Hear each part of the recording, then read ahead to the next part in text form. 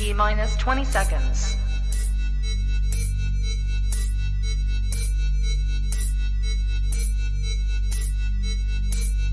10, 9, 8, 7, 6, 5, 4, 3, 2, 1.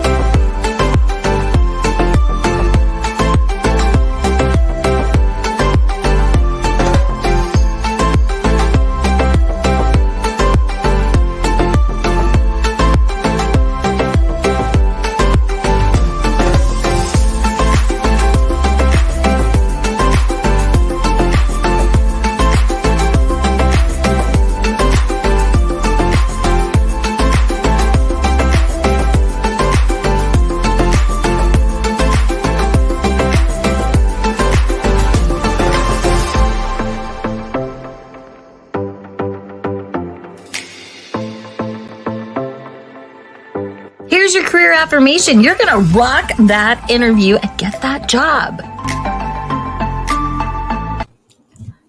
Happy Thursday, everyone. I'm Anna Morgan, your career BFF. Today is Thursday.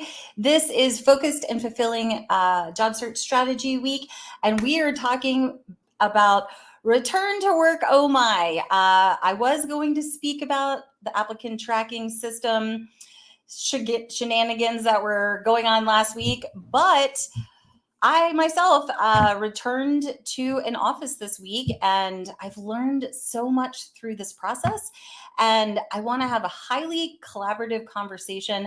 I have so many questions for those of you that are here today, so I hope you will be close to your keyboard so you can answer some of these questions. I always value those of you that are in the trenches, actually looking for jobs, reading the job descriptions, interviewing, talking to decision makers, trying to figure out that right next step. So we'll start with a little story time, how this all came about. And it definitely ties into the power of LinkedIn and your personal brand and building relationships. And then I plan to kind of walk you through some of the feelings that I had about going back into the office. And it really just inspired, what are some of the things as job seekers that they need to think about when they're evaluating opportunities, remote only, hybrid, fully return to office. What are you comfortable with? How does that prioritize or deprioritize opportunities? So let me see who is here today and say hello. I think this is Tracy's first time joining. Please connect with him.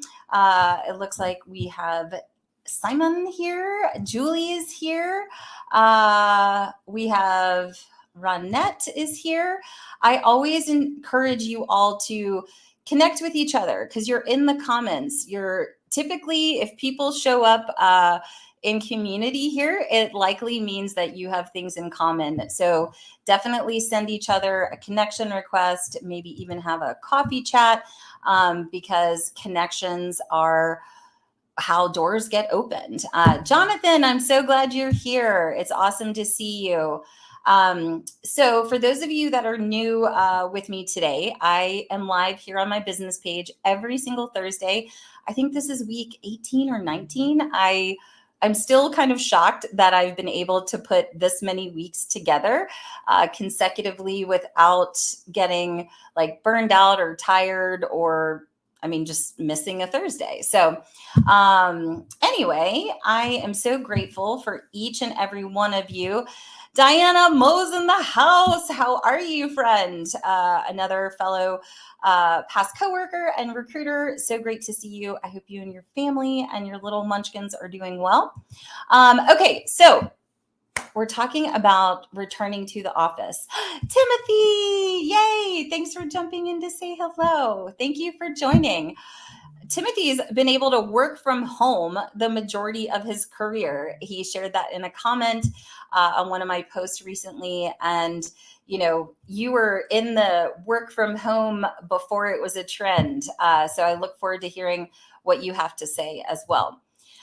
Okay, so I worked for a company called Floor & Decor as a corporate recruiter. Started with them, I would say late 17, early 18. And I was laid off at the height of the pandemic, like a lot of recruiting and talent acquisition people. And then I returned about a year later as a contractor part-time to help fill some regional sales positions.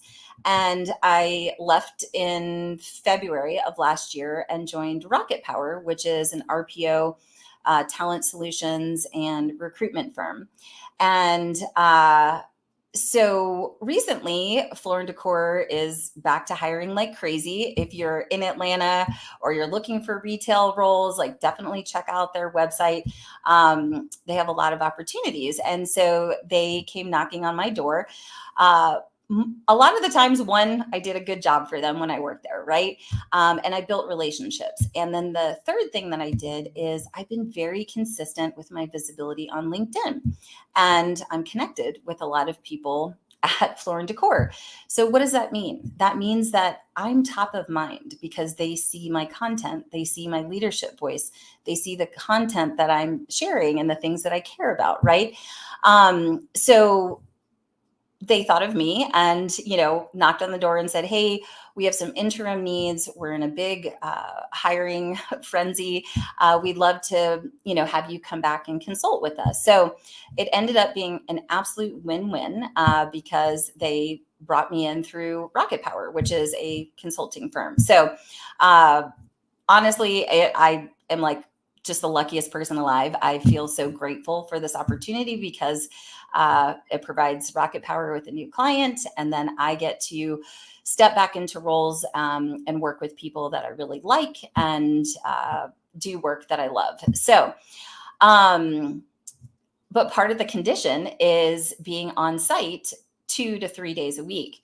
And I realized I have been remote, for over 2 years now. And when we got sent home, I don't know if you all have had the same experience, but it was, just supposed to be like 2 weeks. Like I did not expect to like never see my cube again when I left. So that was a pretty like shocking, traumatic experience. And we forget when we had been in the office, walking the halls and sitting in, multiple conference room meetings several times a day and greeting candidates and giving tours around the building. And so much has changed since then. So when I realized like the night before, I was like, I have to be like in the office at 9:00 tomorrow, just all these feelings came up for me. And I was like, what is it going to be like? Like, how is this going to work? And honestly, like I didn't sleep a wink. I don't know why I was so nervous. But I think any change can be disconcerting, right? So, made sure I got up on time, made sure I had breakfast, I had coffee. I chose to take a backpack. So I had my computer, even though I knew I was getting a computer. I had gum, I had snacks, I had water. The dress code is like nicer business casual. So you can wear like nice jeans. So I opted for like jeans and a sweater. I kind of jumped into the jeans a little fast. They were a little tighter than I had anticipated. And some of the people in the comments had mentioned that you want to make sure you try on your business clothes before you go back into the office. because I definitely have gained a couple lbs over the COVID period. But got there, parked, met my recruiter buddy. We walked in, I got badged, got set up. My computer was delivered to me. Had a couple like quirky things where I had to go see IT to get into the system.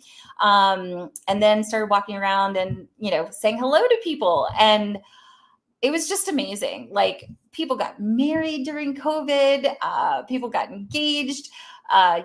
Me, I have to know how your family expanded and your furry family. So, new dogs joined families. And it was just great. It was really cool to see the different things they had done in the office and connect with people. I was definitely tired at the end of the day, but it wasn't all like, scary. And I just have really been thinking about this whole world of work, right? And what is this going to mean for the future? Because I don't think we're ever going to go back to 100% in the office. Like, even pre-pandemic, we had like one day we could work from home. And I think now it's going to be 3 days, Monday through Wednesday in the office and Thursday and Friday off. So here's question 1. Get your keyboard ready. When you're looking at a job description, where do you like to see the working conditions or the type of working environment listed in the job description? Is it in the header? Is it in the first paragraph? Or do you, typically look for it at like the bottom before the, legal jargon that's usually at the end of a job description?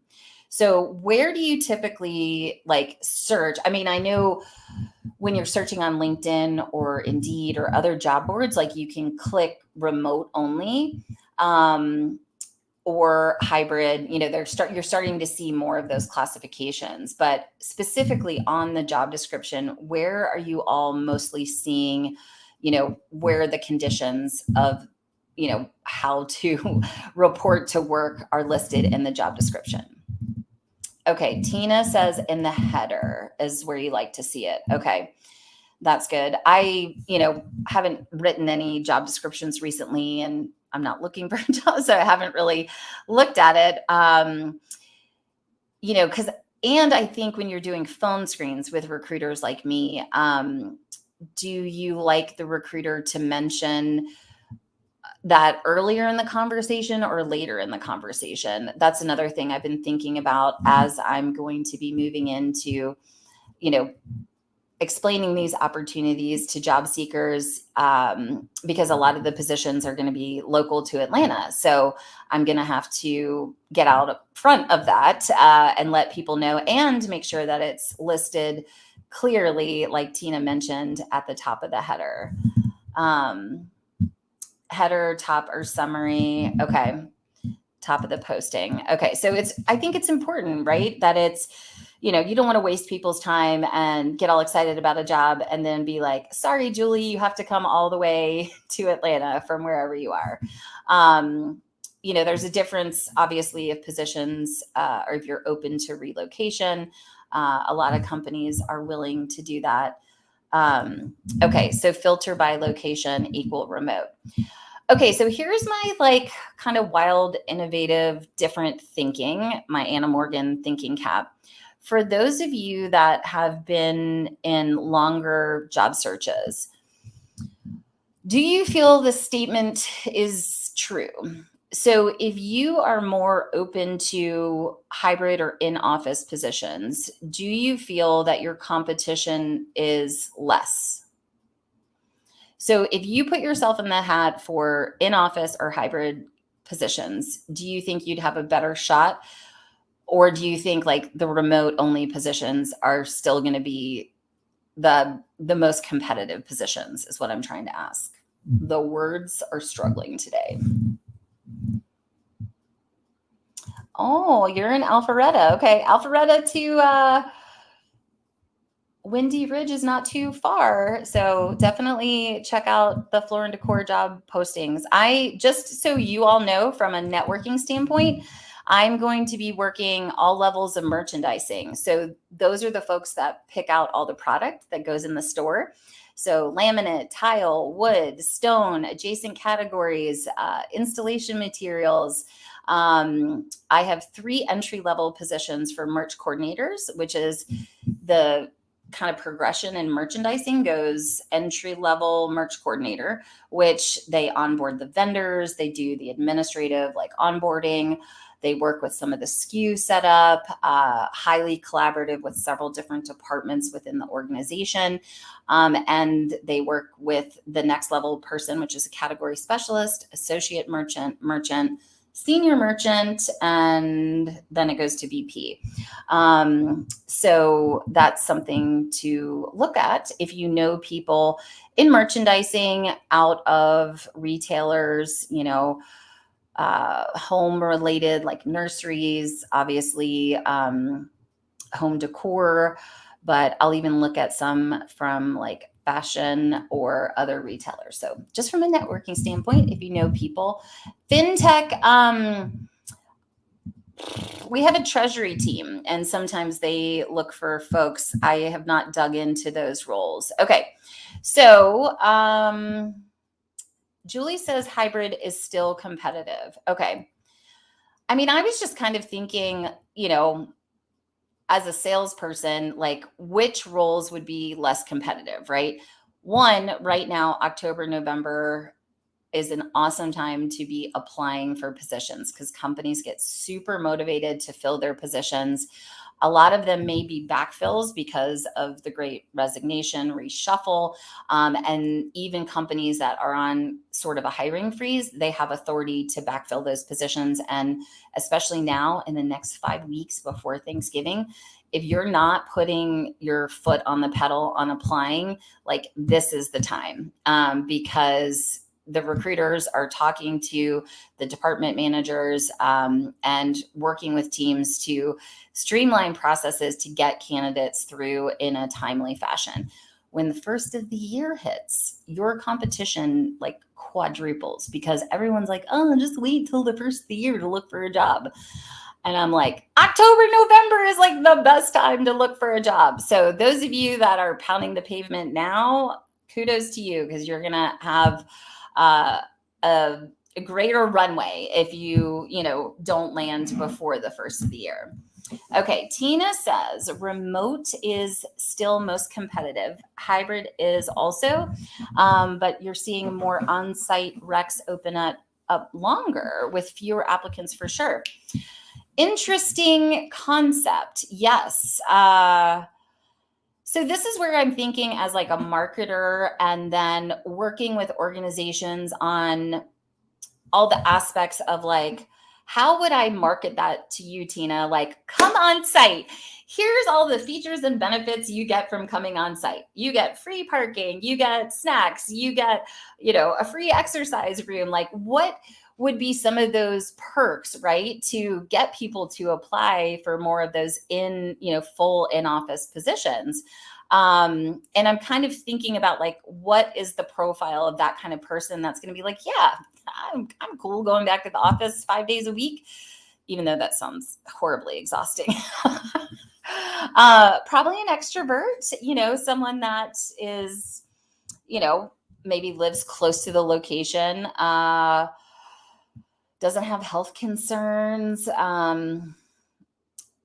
is ignited by being around other people or is in a type of position that requires like face-to-face collaboration or being in like a lab or like building things, mechanical type of situations. So, I'm just thinking of this landscape, right? What is going to make the most sense and what should be some of the things that I want to be sure to highlight to job seekers when I'm talking to people about coming back into the office, right? And also getting ahead of their objections and their concerns, right? Like, I think that's the saleswoman in me. And this is a really good interview tactic as well. Kind of thinking this way when you're going into interviews, like what are going to be some of the hiring managers, like objections, concerns, about this position or about me. But I love that, Tina. Like unlimited PTO. Here's where I get confused about unlimited PTO. I've seen somewhere it's like unlimited PTO, but it's only for a period of time. And then if you take more than X days, then you're not paid, which is confusing to me. So just make sure that you dig into asking, how does that actually work? And what are the limitations around it?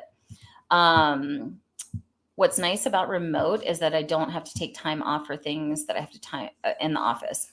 Totally agree. I mean, I have like a 6 to 7 mile commute. So it's super easy to get to the physical location and is not super time consuming, right? But that's not the case for a lot of people. Atlanta could be, could take you a really long time. And then in big cities, depending on if you drive or take public transportation,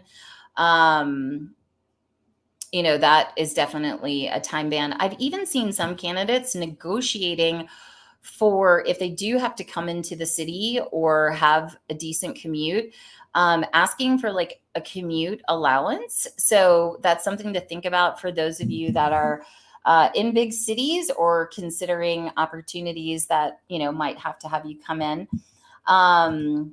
Timothy says, love when they say fully remote in blank city. Yeah, that's tricky. I've seen some of that, like it'll say fully remote, but maybe like the corporate office is in San Francisco or something like that. I had another client I was working with that they had like a couple different hubs, like one in Dallas, one in San Francisco, and one in Utah. And they preferred hybrid, but they could hire in either of those 3 areas. And if they found like the perfect candidate, they could do remote only, but have the person come to one of the closest hubs like once or twice a quarter, which I thought was reasonable. So I'm seeing more organizations and decision makers be a little more innovative and flexible with some of that stuff. So that's good. You're right, Tina. I would say, I don't know why it's not showing that comment. Weird. Am I still live? I'm like, what's happening? My computer is running low on system memory or something. Ronette, I may have to have you look at my computer. Ronette's kind of a technical guru of sorts.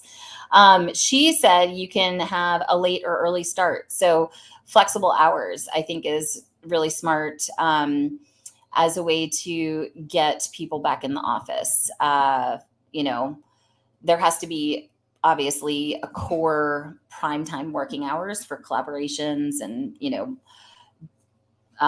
different department meetings. But another thing that I thought,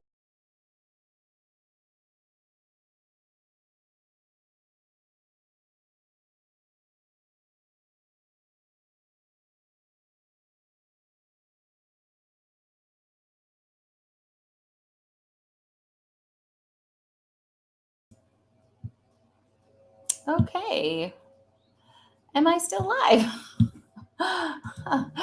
I am coming back. I'm here. I don't know what happened. My yard guys are here. Of course, they're doing construction, so my internet has been a little spotty. But either says 15 people here, so give me some hearts and thumbs up. Let me know everything's good. Okay, Alonzo says he'll be here. Thank you. Okay, we're back. All right, Orlando's in the house. Thank you. Thank you. Orlando, we are talking about returning to the office, ways, to encourage companies to think about, how to get people back on site. Orlando, is your company hybrid or fully remote? I'm curious. My necklace is really, I got this in honor of my friend Faye. It's butterflies. She always had butterflies. So I am curious, Orlando, specifically, this is to you. Hopefully you can answer. Is your company hybrid or still remote? or in office? Okay, we're back. Tina's back. Thanks, Tim. I appreciate it. Jolie is here. 4 days on site, 1 remote day. Interesting. Okay.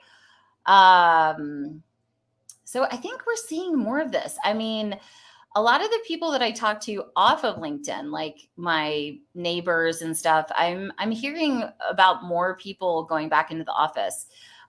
So Orlando, I don't know if you heard, I returned to Floor and Decor on a contract basis, and they're bringing people back 3 days, Monday through Wednesday, and 2 days remote, which I think is awesome. I think when we go from remote only into hybrid, it's definitely a conditioning situation, right? I think we have to get used to the new schedule. I think those of us that are sensitive to other people's energy and just the amount of like travel and moving and noise and light and all the different things, it takes time to get your body and, things acclimated to kind of being back in that space. So, I'm just trying to think about, like, as I step back into the recruiting seat, what are some of the things that I'm going to want to sell, right? So we talked about increased PTO. We talked about flexible hours. We talked about a stipend for, commute times if they're, lengthy, or a reimbursement of some sort. I think from the pre-days where people were pitching, beer coolers and ping pong tables, like, candidates are like, we don't give a crap about that now. We want money, time with our family, those types of things that allow us the flexibility. Like, I had to go tour a high school for my daughter today, and being remote, like being able to pop over and do that and adjust my schedule so that, I can work later today, and was able to take that hour this morning to get things done. So,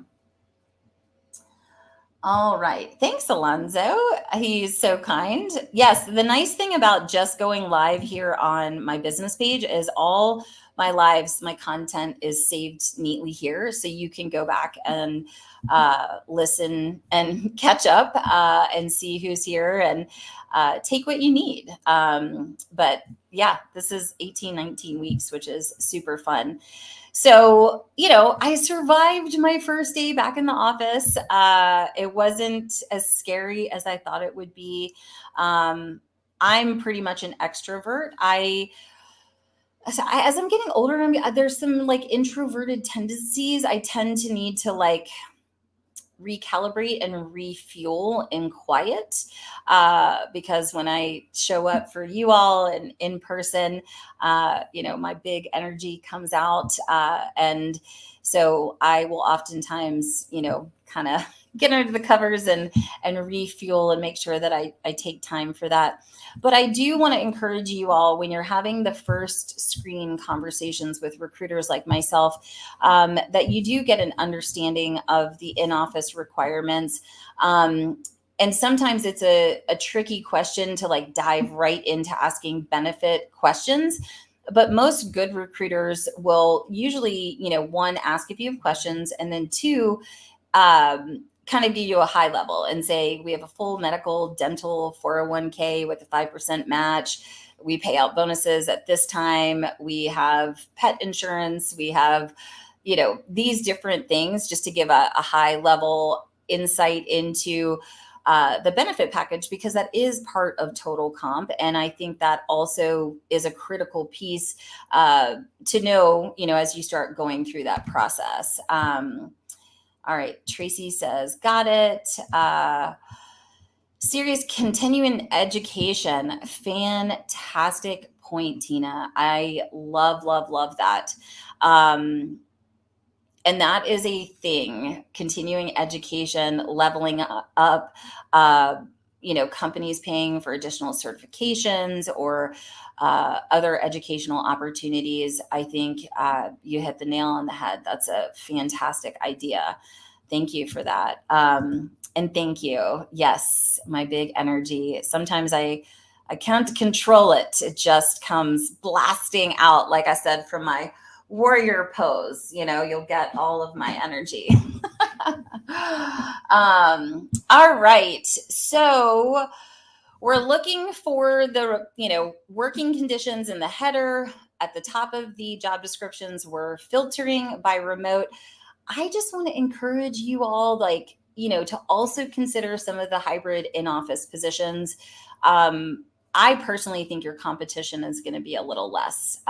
So I would not discount those out because I think a lot of people are just still stuck in this mindset that, remote is going to be the only way to go. And, what I'm seeing from business owners, executives is, they're having good success having people back in the office, and it's going to be a slow burn and adjustment as we move through that place. Tracy said, yes, continuing ed is very important, especially with big companies. I totally agree. Great point, Julie. Vacation is typically negotiable. It's a tricky place, because you want to have equity among your current employees, right? And I've been around the block long enough to know that people talk, right? And I'm going to find out that Tina's got 4 weeks of vacation and I only have 3 weeks, and I've been with the company 3 years and Tina just started, and then I'm mad, right? So it's a really delicate situation. And I know recruiters do our best to set those expectations with hiring managers and talent teams, and having, key containers of, options to be able to attract top talent, right? Because sometimes it's not just the title or the base salary and bonus, right? For some people, based on where they are in their career and where they're looking to grow, they may not want the big title and the big Fortune 500 corporate experience. They may just want to contract. So it's, different strokes for different folks, I guess. I think the understanding that there's the standard, right? And companies either need to make sure that they have the policies in place so that there is equity and fairness among the people that they bring in, right? Because nothing worse than your teams finding out there's tons of disparity around pay or additional comps. So, don't be afraid to ask those questions. And great point, Tina. Those types of certifications and continuing ed definitely, and it increases engagement, right?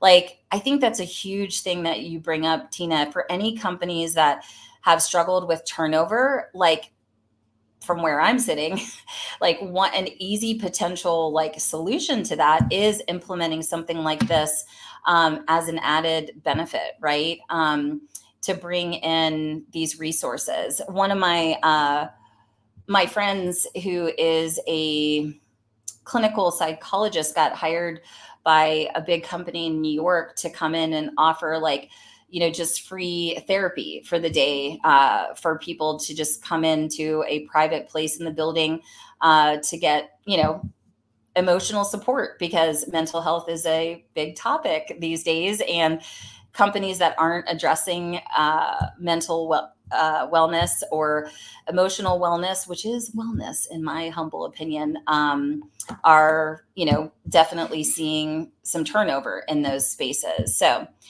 when you see a remote position posted and okay. Melanie, this is a good point. And I don't know if you know this, but specifically on LinkedIn, if the number says 300, that doesn't necessarily mean that all 300 clicked through and totally applied. You'll see on the recruiter side, people started to apply but never finished it. And then a lot of times if people click it to apply, it'll take them to an external website to create an account and actually you fill out a whole application. So those numbers are not correct. So, I would go ahead and apply, because I can see on LinkedIn, it may say there's 300 applicants, but on my side of Workday or Greenhouse, I only see 97 applicants. So don't let that persuade you from applying. Okay. Yes, it is. Alonzo, we need to fix your security systems. You're in like private mode or something. I can only see you on my second screen. Yes, Julie. Yes, that is 100% true. And I mean, why we're debunking myths here, anyone who tells you that they have the cheat codes to bypass an ATS or to create a resume for you to, hack an ATS system, like literally run the other way. There's been some like people on the platform that are touting that nonsense. And I can tell you, as someone who sold ATS software for a period 8 months in my career, like most companies, don't pay to knock out candidates. There are still companies that are very much struggling to hire the right people. You may have a knockout question, like, are you 18 years old to work here? But they are not screening out candidates like these mystical tales of white whales eating the resumes. Like, that's not how it works. So your ATS like typically is like a electronic file folder. The resumes come in the order that people apply. So having your job alerts set is really smart. Having alerts set on the company websites that you're looking to target is a wise idea. Also, be networking with the people of these companies that you apply to. Try to connect with the recruiters, the people in the departments that the position is probably posted under.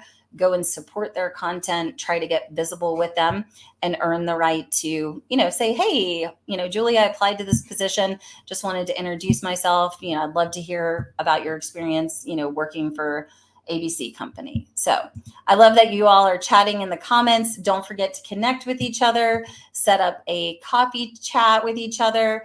It's super important to build community, especially if you're in job transition, to know that you're not alone. There's other people going through it. And look at the information that we just shared here with each other.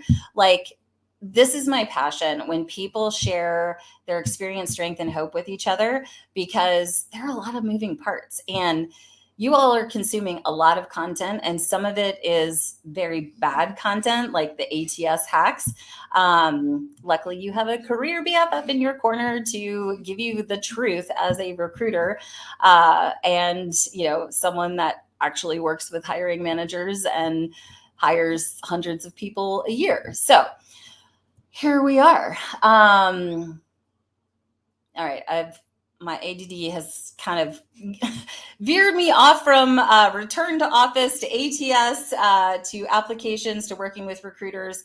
But, back to being home. I mean, I'm home, but back to being in the office, it wasn't as scary. I mean, COVID's not going anywhere.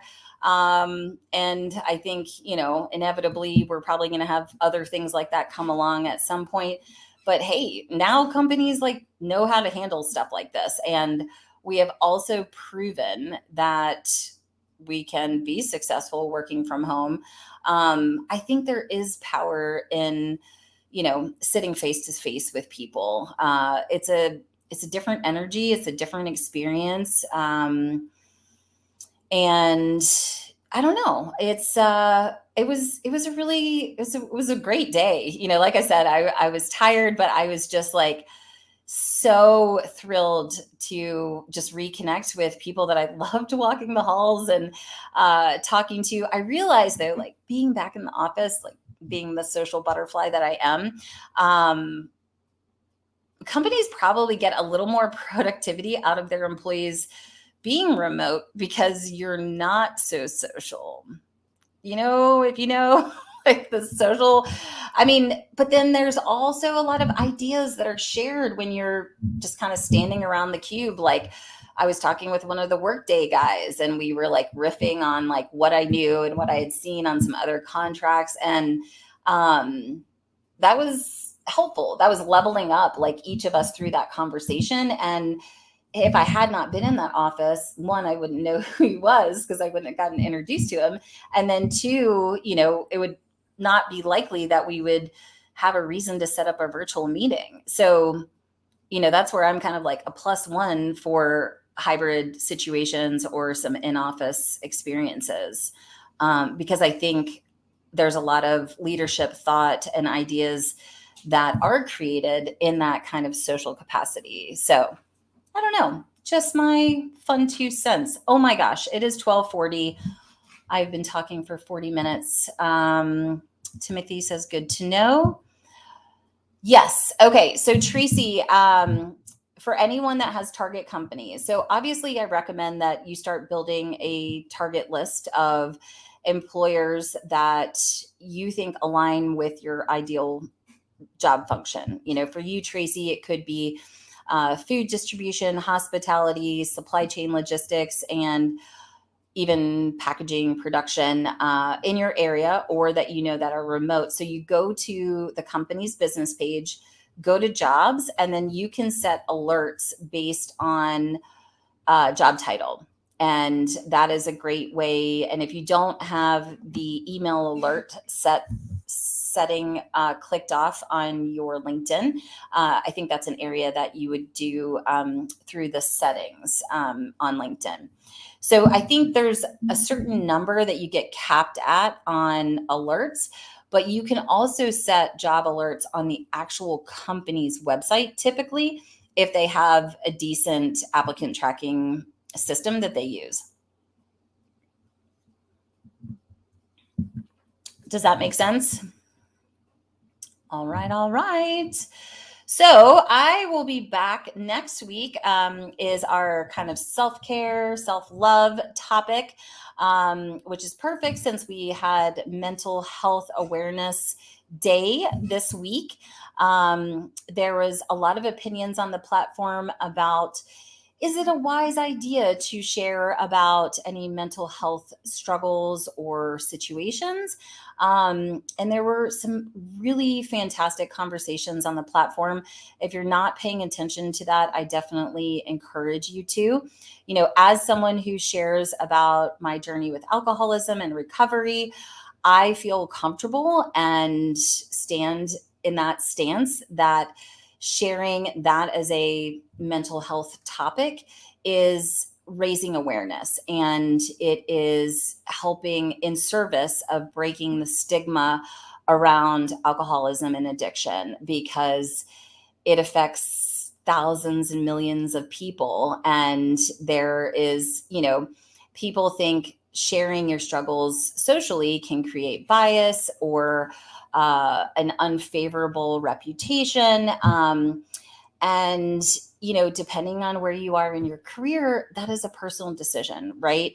But I show up and have these conversations because I believe in vulnerability and authenticity and being the woman that I needed 11 years ago. If I had seen successful women talking about getting sober and the journey, then maybe I would have decided to put down the drink a little bit sooner. And maybe I wouldn't have had some of the consequences and some of the self-defeating thoughts that I had back in the day. So, I'm still going to be sharing about that. And, I encourage you all to, make sure that if you're not feeling great, that you're reaching out, picking up that phone, which sometimes feels like a million pounds. But as soon as you pick up that phone and ask for help, the sky's open, and you can find recovery. You can find services to, help you be the best version of yourself, right? Because we can't be expected to show up and interview perfectly if we are struggling with addiction, depression, all kinds of life on life's terms types of things. So, all right, that is it for me today.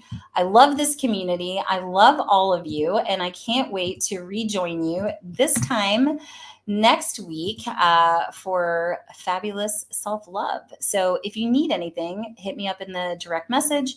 I am always here for you, your career BFF. Have a wonderful week.